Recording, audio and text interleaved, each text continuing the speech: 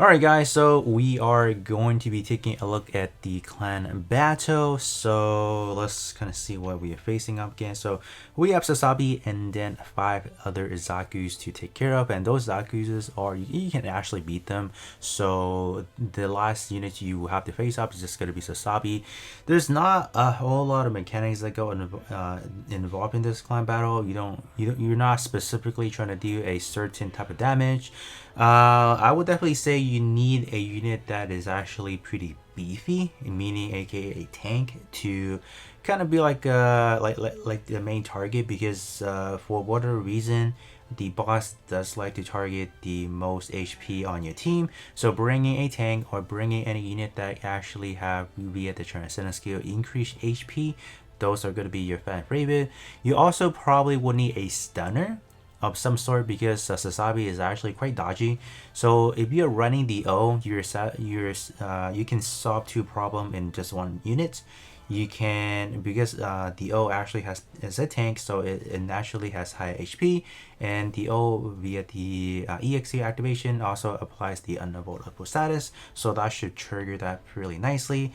And lastly, you just need some sort of buffer, so it can be in the form of if you guys do not have Phoenix, for example, there are a lot of great options like GPO4, like Alex, for example. Like some of the SRs, they either debuff or buff, so you just need some sort of those elements and you should be good. Or if you don't have the O for the stunning or to apply the unavoidable status, you can probably look into maybe Hagashiki, Quibble, or some other SRs that has the stunning capability. Few seconds should work, and then that will allow your other units to just do some burst damage. You should be good. So we have 2 teams. One of them is just going to be like a general, more or less like a free-to-play team unit that I feel like most people may have. So we have a lot of those elements.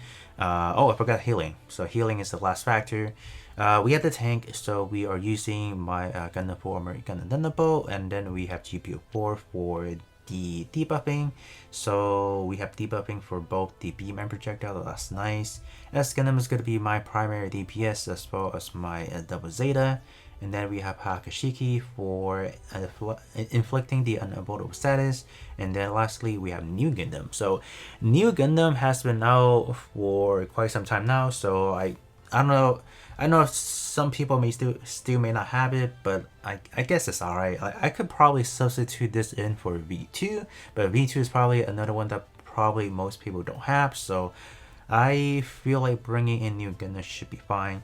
Just some extra healing, but I feel like being a type disadvantage, we might die pretty early on, because the boss does actually do quite a lot of AoE damage to us. So things like Eskinum and Double Zeta, I feel like without good healing, they're always going to be falling below their threshold, so they're not going to be performing as good. So but we are going to try this setup first, and then we are going to talk about my quote-unquote the pay to win team. So let's try this out first.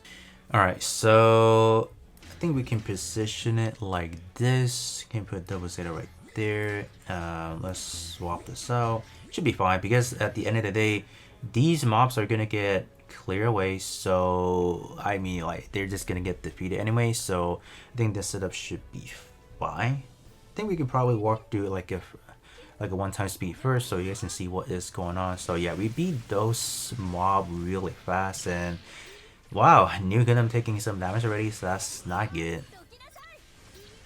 Okay. Oh, it's not bad so far. So far we're doing pretty good. Haven't really gotten hit with the AoE attack yet, so that's good. Okay, we got the healing. Can we trigger the healing, please? Okay, there you go. Alright, nice. Yeah, there you go. We got hit with the AoE attack right there. So it does looks like it's not that frequent, so that's good. And we did apply the unavoidable status, so that is pretty nice as well. And I guess we can just 3-time speed it the rest of the way to go. Alright, so 4,000 is actually pretty pitiful because we did not hit any. Did we even go up to B? I don't think so. Let's just see. No, we did hit B, so that's good at least. And you guys can see the damage report real quick. Damage taken, actually, yeah, former Gundam Thunderbolt took a lot, and then the rest are pretty decently average because those are from the AoE attack from the enemy Sasabi. So yeah, you just need, so those are the few elements you need. You need a tank, you need someone that can apply either a stun, apply or the unavoidable status, healing, and then a buffer, and you should be good to go. So for my team, S Gundam and Double Zeta, they're more or less like the DPS role. GPO for me is more like a sub DPS slash a buffer, a debuffer. Hakashiki being the unavoidable, inflicting the unavoidable status. New Gundam for the healing, and then the Gundam Thunderbolt for the tanking. So it's not the best, obviously. So now we are going to talk about the pay to win team. All right, for the pay to win team, we have the following. So I guess for a better setup, let me actually change something out. I'm gonna add this in actually. Then going to put in Poptimus Shiroka right there. And my Double Zeta is obviously not really that decent, so we are just gonna be replacing that with double or this Zeta. I think most people are probably gonna have similar setup. Zeta is probably gonna be a main go-to because it's still Zeta is still offering just pretty versatile damage. Anything that needs it at the moment is still doing pretty good. I want to say maybe moving on into like the following year, Zeta may start to fall off just a little bit. I'm just assuming, but for now, I think Zeta is still a pretty prominent unit to use in just in any day match, just anything. So Zeta, we have this guy right here, the yellow Sasabi. This one is gonna be a powerhouse, obviously. So my 2 DPS right there. This one gonna be a DPS as well. For my debuffer and then my tank, my inflicting the unavoidable status, we have this unit right here. Obviously, with being a tank, we just naturally have high HP, and then we have increased HP as well, applying the unavoidable status. So this one is doing 2 things in one, so that's good.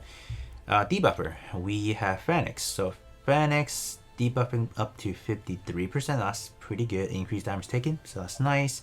Other than that, all the other ones are just merely trying to do as much damage as possible. So just quickly go over the modules. They are using the one that elapsed 30 seconds, and then they are gonna hit pretty decent after that. For this guy right here, we have this one that stacks. So yellow still don't have this one yet. We are still waiting for the one that after you activate EXQ, you can actually stack damage. We're still waiting on that. So when we do get that one, Zeta is going to receive another buffing. And then for perfect ability, we have this one as well. So this one is stacked. So yellow is honestly just lacking really hard. But let's actually hop in first, and then we will see what kind of damage it will do. Alright, setup wise, I think I would just do this. I do want Phoenix to just immediately apply the EXQ as soon as possible, because I know trying to take down the mobs probably would take like a second or two, so I don't really want to waste that time right there. So let's kind of see. I think we can probably focus in on the Sasabi right there, and let's kind of see. So far, yeah, look at Sasabi. Sasabi is doing a lot, and yeah, Zeta is still holding up pretty nicely. And then we have Gatsu Lantern right there, doing excellent damage as well. And Gatsu Lantern, I have not done any investment, so towards the end of the clan battle, I might evaluate whether or not I need to, do some investment or whatever, because obviously we still have new Gundam yet to test for the setup, which I'll probably save for a separate video dedicated to that.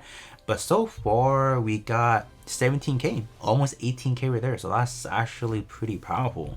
Okay, so obviously this is more geared towards like a pay to win situation. Obviously, I would definitely say not a lot of people will have what I have, but use whatever option you have. Definitely do follow those few protocols, and then you guys should be fine. The reason being why I needed a healer on the other setup, because we have unit that takes damage and they lose their passive, so that's why I want to make sure I bring a healer. On this team, I don't really need it because everyone was pretty well built. They don't necessarily need the extra HP because their I think most of my unit are at least P1 or above, so they naturally just have better stats, so I don't really need it. And a lot of these units that I have, they don't really have any HP restriction, so bringing a healer depending on your setup is not really needed. So damage taken is not even that much, and then HP remaining, we were still doing pretty good. So I was like, all right, let's let's just call it there. Don't bring a healer, just bring the other three elements, and we were good. All right, and I think that should pretty much summarize this clan battle. It's definitely an easy one. There's not a whole lot of complex things you need to worry yourself with, but other than that, that is going to be it, and I'll be catching you guys on the next one.